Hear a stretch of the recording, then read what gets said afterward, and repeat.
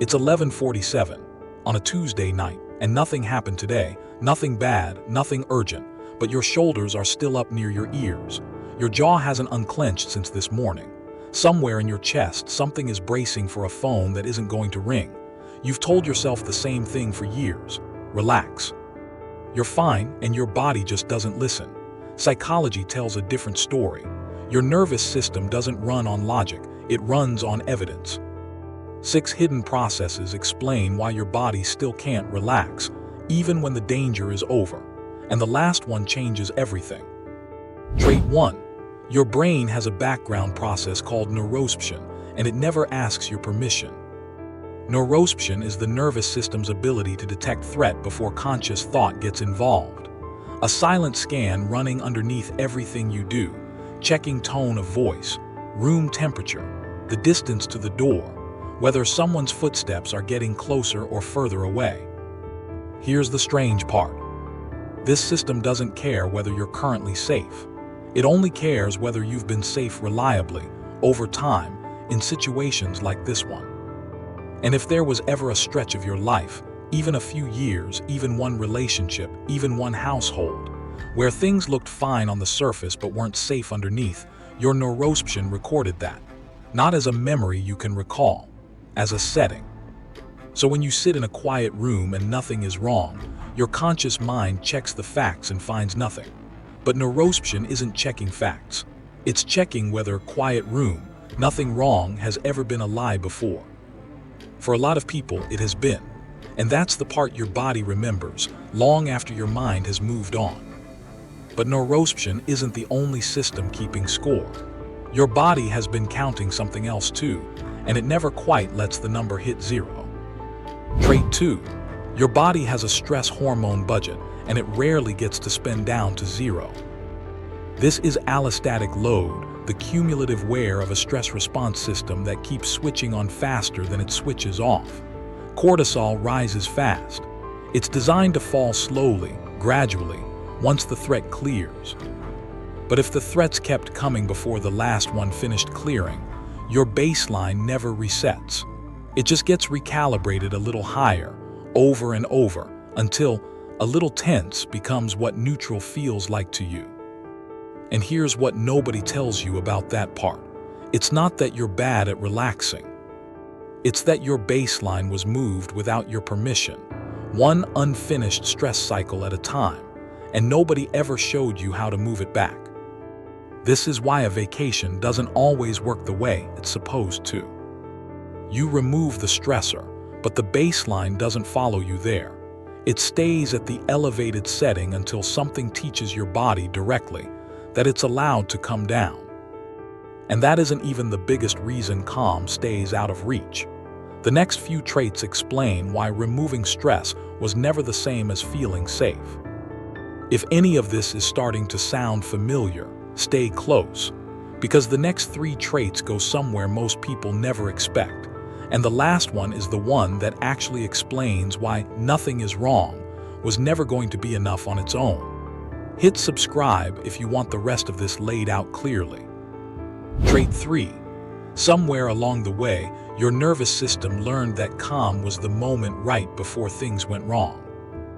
Think about it. If you grew up in a house where things were fine, and then suddenly weren't, your body didn't just learn that danger was dangerous. It already knew that. It learned something worse. That calm itself couldn't be trusted, because calm was what things looked like right before they fell apart. And the strange part isn't that you stayed on guard. It's what your body quietly filed the feeling of calm away as not the safe place you were trying to reach, but the opening scene of a bad memory. So it does something that looks like sabotage but isn't. It refuses to fully settle, because settling is exactly what it was doing last time, right before it needed to be ready. And if calm itself feels unsafe, there's one more thing your body had to shut down to survive that, the exact sense that would have told you when it was actually safe to stop. Trait 4. You most likely stopped listening to your own body's signals a long time ago, because listening wasn't safe either. This is interoception, Your ability to notice hunger, fatigue, tension, the felt sense of your own internal state. For most people, it's what says, "I'm exhausted, I should rest." But if you grew up needing to function no matter how depleted you were, pushing through because there was no room to stop, your brain did something adaptive. It turned the volume down on those signals so you could keep going. But here's what almost nobody realizes. The same system that hides exhaustion also hides safety. The channel that would tell you you're exhausted, stop, is the exact same channel that tells you you're safe now, you can rest. Mute one and you mute the other. You didn't lose the ability to relax. You lost the channel that tells you it's actually happening. By now you've probably noticed something the earlier traits don't fully explain. If your nervous system is this careful, this well-defended, why does it never feel like protection? Why does it feel like punishment instead? That's exactly where the next trait goes. Trait 5. Letting your guard down has, at some point, felt less like relief and more like risk, and your body took note of that too. There's a specific kind of moment this comes from. The times you finally exhaled, finally stopped scanning, and that was exactly when something happened. A comment landed wrong. Someone left. Something broke while your attention was elsewhere. And the strange part isn't that your body stayed alert after that. It's what it quietly started associating with relief itself. Your nervous system doesn't file that as bad luck. It files it as a lesson. Unguarded moments are when the damage happens. So instead of pairing calm with safety, some part of you started pairing calm with exposure. That's why relaxing can feel less like comfort and more like standing somewhere without cover. It isn't irrational. It's a nervous system that did the math once, on real evidence, and hasn't been given a strong enough reason to recalculate since.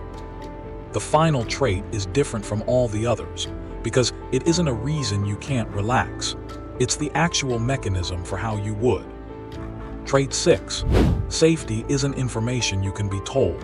It's a felt experience, built through repetition, and that changes everything about what you've been trying to do. Your body doesn't downregulate because you told it correctly that there's no danger. Knowing you're safe and feeling safe run on two different systems. One is cognition. The other is co-regulation built through repeated, embodied experiences of actual safety over and over until the pattern updates. This is why understanding everything in this video intellectually won't, by itself, move the needle much. Your neuroception isn't persuaded by arguments. It's persuaded by repetition. The goal was never to think your way into being calm. It was to give your body new, repeated evidence, small moments of real safety, felt in the body again and again, until the baseline finally has a reason to move. You were never broken. You were never bad at relaxing, or dramatic, or too sensitive to just let things go.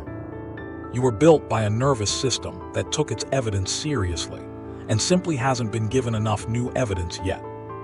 Which trait hit closest to home for you? Drop a number in the comments, 1 through 6, and let's talk about it there.